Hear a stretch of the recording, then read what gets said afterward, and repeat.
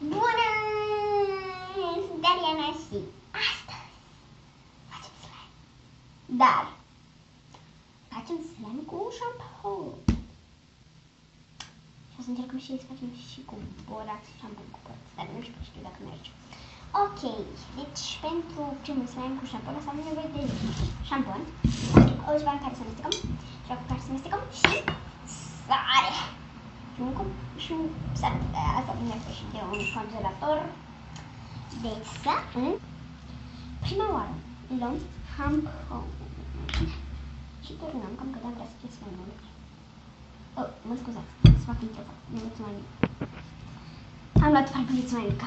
Acum turnăm cam cât șampon, cam cât slime. Am înțeles. Nu, uitați, dacă turnați mult, cât de mult șamponul ăsta, da. Și slime-ul atât turn, o să fie slime-ul destul de micuț.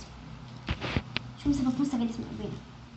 Acum, cu această linguriță curată, nu trebuie să aibă nici pic de apă pe ea. Luăm un pic.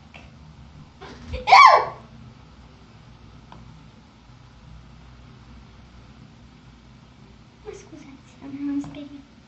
Luăm atât sare, nici mai mult, nici mai puțin. Și punem aici și amestecăm. Încerc să fac o idee. Să amestecăm foarte bine.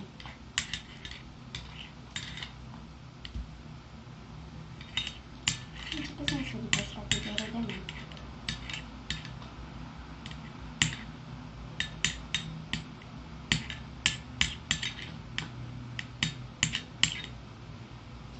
Și acum se bagă la congelator pentru maxim 5 minute. Eu să bag pentru 2 minute. Am revenit. L-am scos din congelator. Uitați, degetul meu. La fel.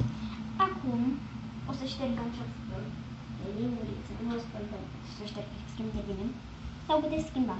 Și amestecăm un pic. Aici. Da. Și amestecăm.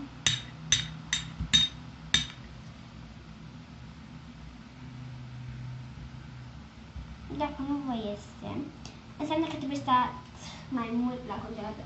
Nu lăsați din prima mult pentru că s-ar putea să înghețe. Eu am lăsat o dată mai mult și mi-a înghețat acest slime. Da. Prima oară băgați-l 2 minute cum am făcut eu.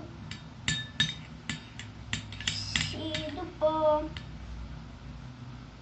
Uitați, mie mi-a ieșit. Nu știu sigur dacă pot să-l iau în mână, dar în rest mă pot juca cu el aici. Acum urmează slime-ul cu șampon și borax, că ăla nu știu sigur dacă merge. Mă duc să iau o farfuriuță.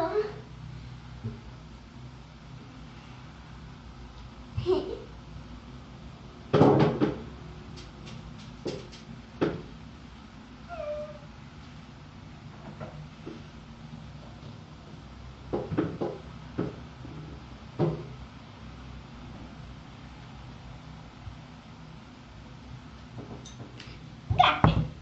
Prima oară turnăm șampon. Nu turnați mult, vă zic eu. Asta nu garantez că este. Turnăm un pic de el. Poate merge dacă turnăm un pic de sare și după borax. Uitați, nu turnați multă sare. Aoleu, sare! A căzut. Asta e viața. A căzut un pic. Așa. Trebuie să dăm de spate, că zice că-i ceartă dacă scade sarea de mână. Știi, să dai pe spate. Dar nu zice că am măturat. Acum luăm apă cu borax. Eu nu aici apă cu borax. Să amestecăm. O să râd dacă merge. Și amestecăm.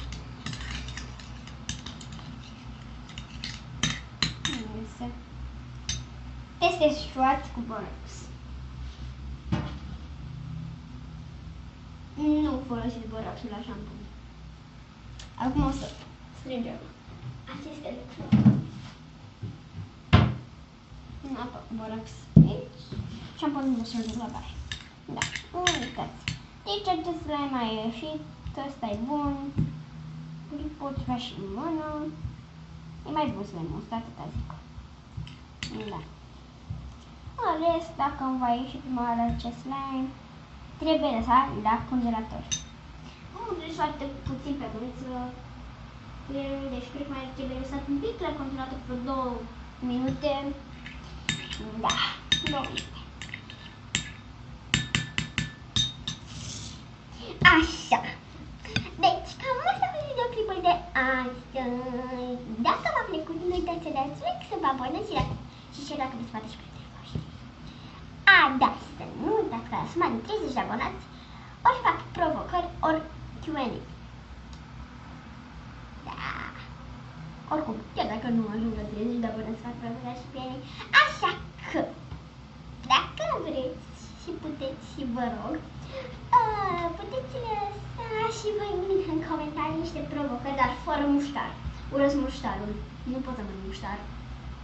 Da, în păcate pot să mănânc muștar. Și nici. Așa, să lăsați provocări dacă vreți, normal. Și întrebări pentru Q&A, deci da! Pa!